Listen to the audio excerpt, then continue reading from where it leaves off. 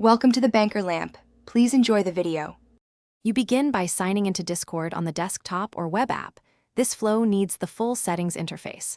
Once signed in, open user settings and navigate to My Account. Make sure you have your phone and an Authenticator app installed because you will scan a QR code. Enter your current password when prompted to verify your identity. This step prevents unauthorized changes. Once done, you'll be ready to enable two-factor authentication and move to the next, more detailed configuration steps. You click Enable Two-Factor Auth in Account Settings and re-enter your password to confirm.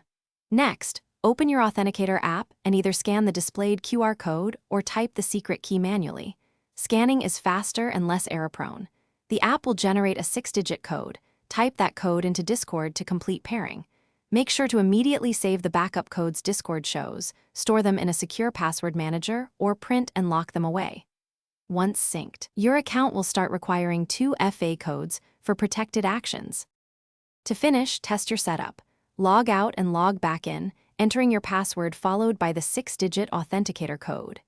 If you lose your phone, use one of the saved backup codes to regain access and then remove the lost device from your account. If codes are repeatedly rejected, make sure your phone's clock is set to automatic network time. Authenticator codes depend on accurate time. If issues persist after resensing time, contact Discord support and provide proof of account ownership. Keep backup codes safe.